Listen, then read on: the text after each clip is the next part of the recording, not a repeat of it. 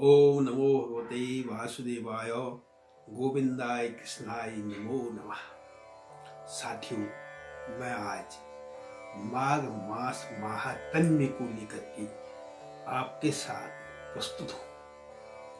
तो सबसे पहले माघ मास के बारे में मैं एक श्लोक यहाँ पर आपको सुनाऊंगा।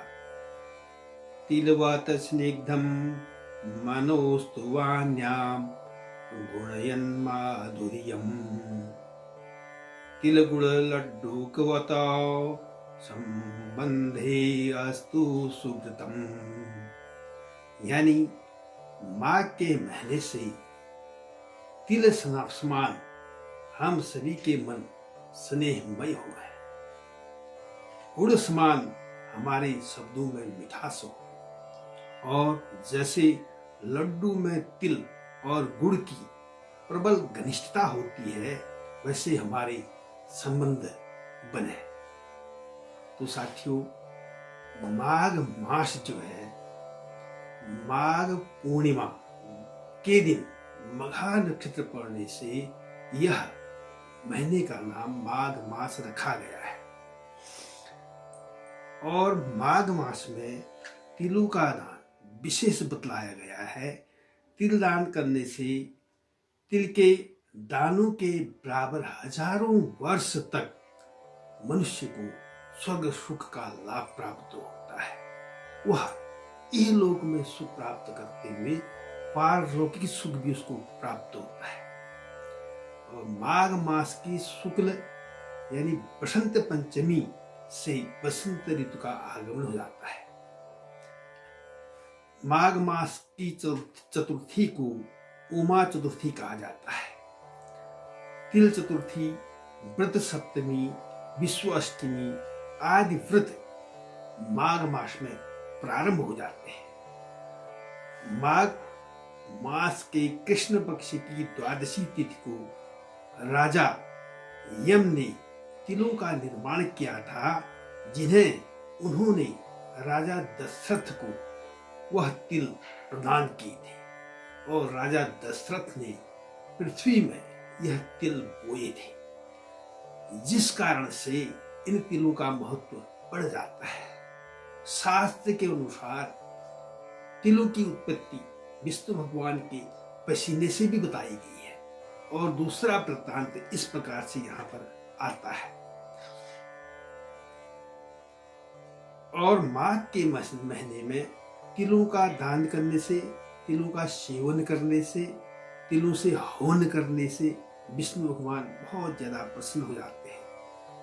और माघ के महीने में एक श्लोक यहाँ पर प्रस्तुत है। माघे निमग्ना सलिले सुशीले विमुक्त पाप्ति दिवं तियन्ति कृताय वासुदेवस्य सर्वपापनुताय माघ स्नानं करोवीत स्वर्गलाभाय मानवः। यानी माघ के माह में कहीं भी स्वच्छ जल में, विशेषकर हमारे जो महानदियां हैं, प्रयाग है, हरिद्वार है, तीर्थ स्थान है, इनके जल में स्नान करने का विशेष महत्व है। फिर भी अगर यह सुलभ न हो तो शुद्ध पानी से, शीतल जल से माघ के महीने में स्नान करना चाहिए। विष्णु भगवान कहते हैं कि माघ के महीने में जो स्नान कर लेते हैं, वह मेरी कितनी भी पूजा कर रहे हैं, मैं उस पूजा से उतना संतुष्ट नहीं होता हूँ जितना माघ मास में शीतल जल से स्नान करने पर होता हूँ। तो इसमें यह भी आया है कि माघ के पूरे महीने में अगर आप शीतल जल से स्नान नहीं कर सकते हैं, शुरू के 3 दिन, संक्रांति होगी, 2 पेट होगी, 3 पेट, ये 3 दिन त्रिमाघी इसको कहा गया है। इन 3 माघों में भी अगर आप स्नान कर लेते हैं तो सभी प्रकार का सुख प्राप्त हो जाता है। विष्णु भगवान कहते हैं, मैं 3 दिन से ही मैं संतुष्ट हो जाता हूँ। उसके अलावा फिर कहते हैं, माघे मासे गंगा यमुने संगमे ब्रह्मा विष्णु महादेव रुद्रादित्य मरुद्गणः। माघ मास में देवता, मरुद्गण, आदित्य, महादेव, विष्णु, ब्रह्मा आदि जो जितने भी देव हैं, ये सब माघ मास में स्नान करने के लिए तीर्थ स्थानों में आते हैं। प्रयाग में है, हरिद्वार में है, काशी में है, ऐसी जो महान तीर्थ स्थान है, इन स्नानों में यह स्नान करने के लिए आते हैं। इसलिए माघ स्नान का महत्व, देवता लोग भी इस माघ मास के स्नान के लिए तरसते हैं और वह भी अपना अहोभाग्य समझते हैं।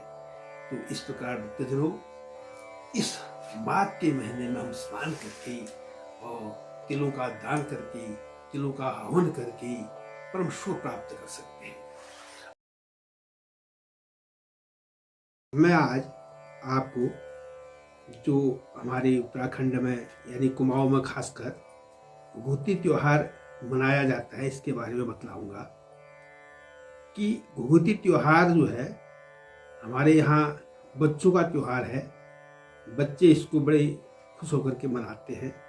इसके संदर्भ में एक कथा आती है कि एक समय यानी चंद्रवंश के समय चंद्र राजाओं में कल्याण सिंह नाम के एक राजा हुए। उनकी कोई संतान नहीं थी, जिस कारण से वे संतान प्राप्ति की इच्छा से बाबा बागेश्वर यानी बागनाथ मंदिर में आए।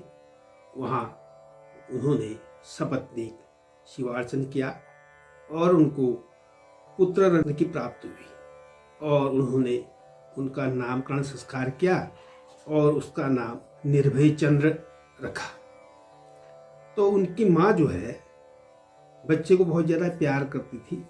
प्यार करने के कारण वह प्यार से उसको घुघुती इस नाम से पुकारती थी। और जो बालक घुघुती था वह बड़ा सुंदर था। उसके गले में एक मोती की माला रहा करती थी। उन मोतियों के दानों में घुंघरू लगे रहते थे।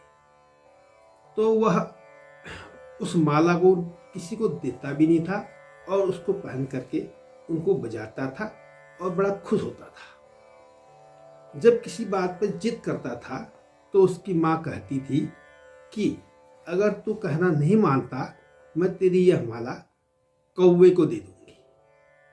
और कौवे को काले कौवा आजा, काले कौवा आजा करके बुलाने लग जाती थी और कौवे आ भी जाते थे। यह क्रम चलता रहा। बालक भी जरा बढ़ गया और उसके कौवे, बहुत सारे कौवे उसके दोस्त जैसे बन गए। क्योंकि जब माँ बुलाती थी कौवों को तो कुछ न कुछ दाना चारा उन कौवों को दिया करती थी। तो कौवे इसकी वजह से भी घुघुतिया के आसपास आने लग गए। अब जो है कल्याण चंद्र के मंत्री थे। मंत्री के मन में एक पाप पनप गया। उसने कहा कि अगर कल्याण सिंह का पुत्र ही नहीं होगा तो कल के दिन यह उत्तराधिकारी जो है मैं स्वयं बन जाऊंगा। यह पाप विचार उसके मन में जब आया तो उसने अपने खास लोगों के द्वारा घुघुतिया को उठा लिया और उठा करके दूर जंगल की ओर ले जाने लगा। इतने में कौओं ने जो है घुघुती को ले जाते हुए देख लिया तो सारे कौवे जो हैं घुघुती के पीछे उड़ने लग गए। तब घुघुती ने अपने गले का जो हार है यानी जो मोती की माला है वो कौवों को वह दिखाता रहा और आगे दुष्ट मंत्री के लोग थे वो ले जाते रहे। इतने में जो है सारे कौवे वहां इकट्ठे हो गए बीच जंगल में। सारे कौवों ने उस मंत्री के उन दुष्ट आदमियों पर अपने चोंचों से ऐसा प्रहार किया, वहां से निकलने के लिए मजबूर हो गए और बच्चे को वहां छोड़ करके वह भाग गए। उनमें से एक कौवे ने घुघुती की जो माला थी उस माला को अपने चोंच में लेकर के वह दरबार में आ गया और दरबार में आकर के उसने एक पेड़ पर वह माला लटका दी। माला लटकाने के बाद वह इधर उधर घूमते हुए कांव कांव की आवाज करने लगा और लोगों ने कौवे की ओर देखा। वह कभी इस डाल में जाए, कभी उस डाल में जाए और कांव कांव कांव करे और कभी माला की ओर इशारा करे। इतने में जब वो माला उन्होंने देखी, उन्होंने कहा ये माला तो घुघुती की है घुघुती कहाँ गया, ढूंढो खोजो। और वह माला उन्होंने घुघुती की माँ को दे दिया। तो घुघुती की जो माँ थी बहुत ज़्यादा रोने लगी, विलाप करने लगी और सारे लोग जो है परेशान हो गए। इतने में कौवे ने एक डाल से दूसरी डाल, एक डाल से दूसरी डाल में जाते हुए वह जंगल की ओर जाने लगा। तो सभी ने सोचा है कौवा कुछ न कुछ घुघुती के बारे में बता रहा है। तो वह कौवे का पीछा करते करते वहीं पर गए जहां पर वो बच्चा पड़ा हुआ था। सब ने मिल करके घुघुती को वह घर ले आए। तब से माँ ने क्या किया, हर मकर संक्रांति के दिन, क्योंकि मकर संक्रांति की ही यह घटना थी, तो वह उस दिन क्या करती थी, पूरी है, वड़ है, ढाल है, दालिम का फूल है, अनार है, अनेक प्रकार के जो पकवान हैं, इन सब पकवानों को बना करके एक माला बनाती थी। माला बनाने के बाद सारे कौवों को बुलाती थी और कौवे आते थे और बड़े प्यार से वह खाते थे। तो इस प्रकार से यह जो त्योहार है, उसी दिन से जब ये घुघुती के बारे में ये बात हुई, तब से यह त्योहार हमारे कुमाऊं में बहुत ज़्यादा प्रचलन में आ गया।